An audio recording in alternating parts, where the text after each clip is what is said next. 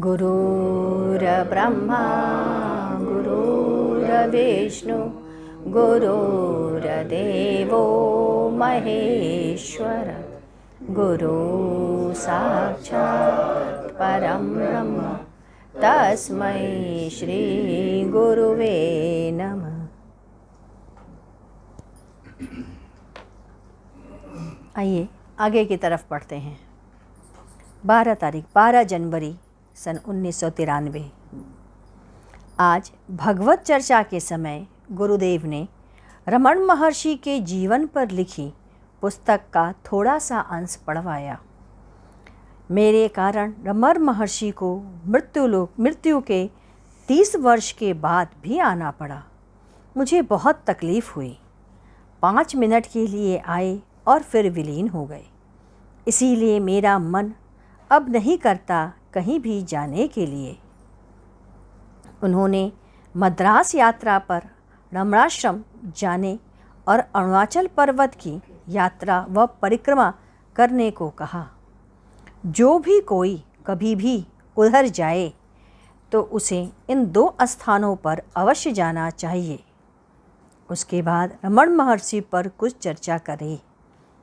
चर्चा करने को गुरुदेव तत्पर थे, किंतु समय अधिक हो जाने के कारण अगले दिन के लिए इस विषय को रोक दिया। फिर कहा, कुछ 2-2 परिवार ग्रुप करके पुरी और मद्रास या वृंदावन की यात्रा के लिए समय निकालें। समय निर्धारित कर लें, तब यात्रा बताई जाए। कुछ समयों तक यात्रा की व्यवस्था पर बातचीत होती रही। लोग अपनी अपनी व्यवस्था सब बता रहे थे, कौन कब व्यस्त है, कौन कब खाली है। वो सब उन लोगों ने गुरुदेव को बताया। पुनः उसके बाद साधना कराई गई। जितनी सांस ले रहे हैं उतनी सांस निकाल दें। अपान वायु को ऊपर खींचकर प्राणवायु से मिला लें।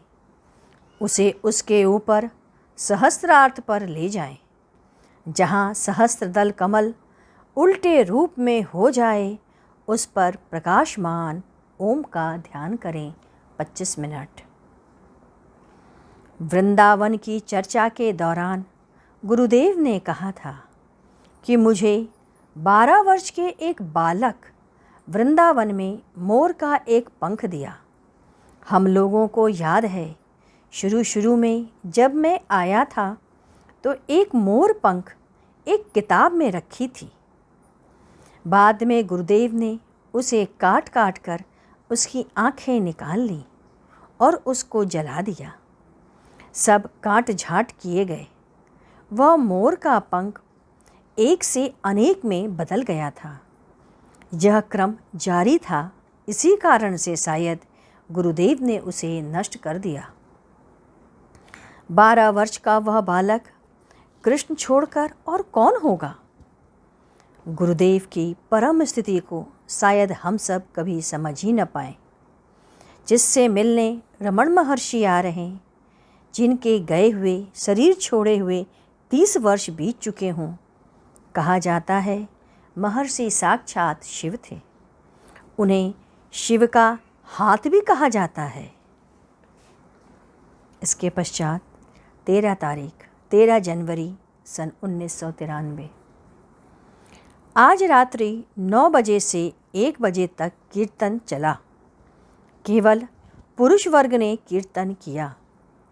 सभी नियमित लोग तथा गोष्ठी के लोग उपस्थित रहे। कीर्तन समाप्त होने के आधे घंटे पहले सभी लोग मसाले की चाय पिए तथा विश्राम किए। पुनः कुछ लोग खिचड़ी बनाने चले गए। प्रातः उठने के बाद बिना स्नान किए ही हम सब लोगों ने खिचड़ी खाई। उसके बाद स्नान हुआ। जब गुरुदेव आए तो उन्होंने पुनः हम लोगों को खिचड़ी खिलाई।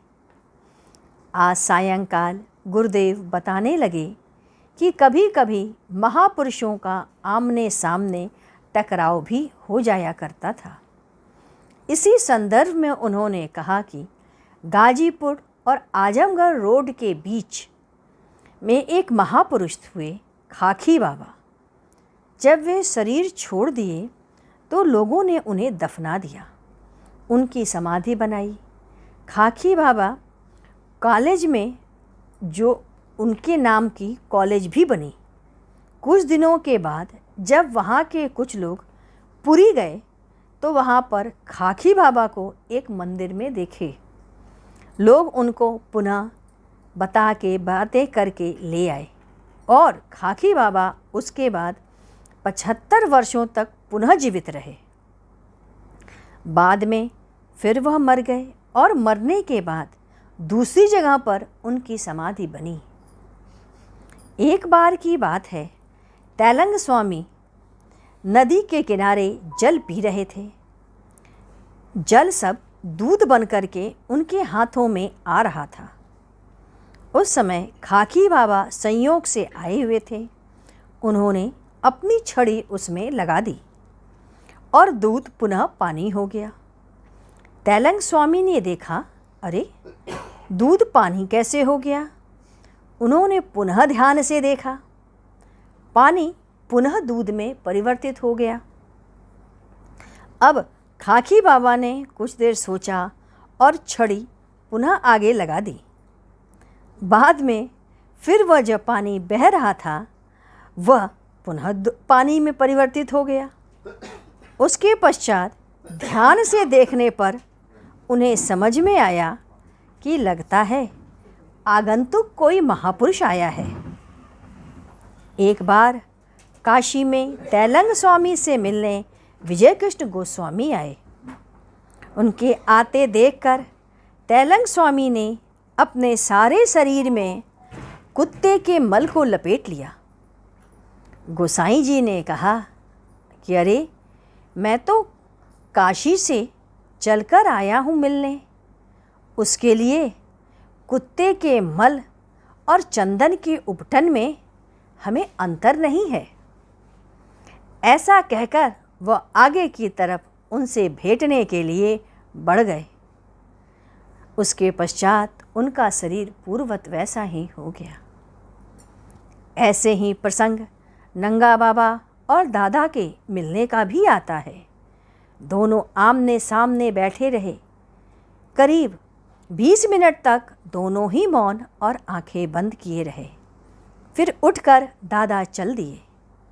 पूछने पर बताया, अरे वह तो मेरी था ले रहा था। नंगा बाबा से पूछा गया। उन्होंने पुर कहा कि अरे वह मेरी शक्ति का अंदाज़ा लगा रहा था। दोनों ही तो एक से बढ़कर एक विभूति है, और एक शिव स्वरूप है तो दूसरा विष्णु स्वरूप। दोनों एक दूसरे के अंश और एक दूसरे की गहराई नाप रहे थे। गजब है साधु और साधु का समाज और दुनिया। इसके पश्चात 15 जनवरी सन 1993 शुक्रवार, आज खिचड़ी की तैयारी और व्यवस्था की गई। खिचड़ी की तैयारी और व्यवस्था में हम सब लगे रहे, और जब सायंकाल हुआ तो सब ने उस पर चर्चा की और सिर्फ उसी पर बातें हुई और कोई बात नहीं हुई। इसके पश्चात 16 जनवरी प्रातःकाल वंदना थी। हम पहुँचे, चरणामृत लिए। आज पंकज का जन्मदिन रहा। प्रसून और उनकी पत्नी मिलकर हम सभी लोगों के लिए भोजन बनाई। पनीर कोफ्ते की सब्जी, पूड़ी, गाजर का हलवा, खाना पीना अच्छे से बना और हम सब लोगों ने वहीं पर भोजन ग्रहण किया। हम लोग उसी जगह पर रात्रि में भी रहे। महिलाओं में रेनू, बीना, उषा, गुंजन, मैं, डिम्पल यज्ञ वाले कमरे में सोई। पुरुषों में मैं, अशोक जी, मदन अंकल, प्रमोद जी वो भी रहे। 1:30 बजे गुरुदेव ने महिलाओं को तैयार होने के लिए कह दिया। हम लोग यद्यपि कि जग ही रहे थे, परंतु उनके आदेश का इंतज़ार कर रहे थे। जब 1 घंटे में महिलाएं तैयार हो गईं, तब फिर हम चारों लोग उठे और तैयार हुए। साधना और पूजा के बाद खिचड़ी की तैयारी के लिए अग्नि सुलगाई गई। इसके बारे में अब हम लोग आगे कल पढ़ेंगे।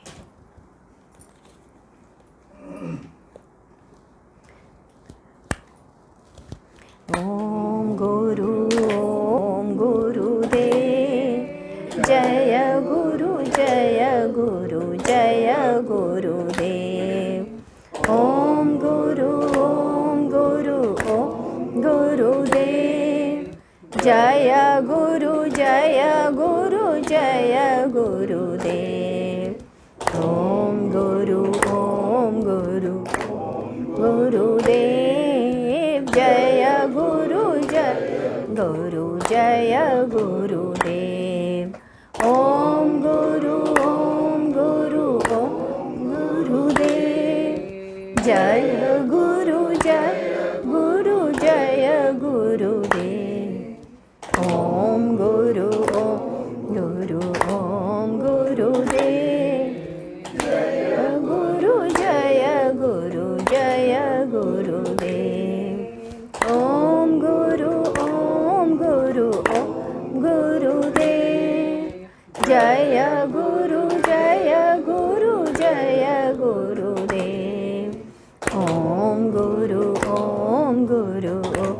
गुरुदेव जय गुरु जय गुरुदेव।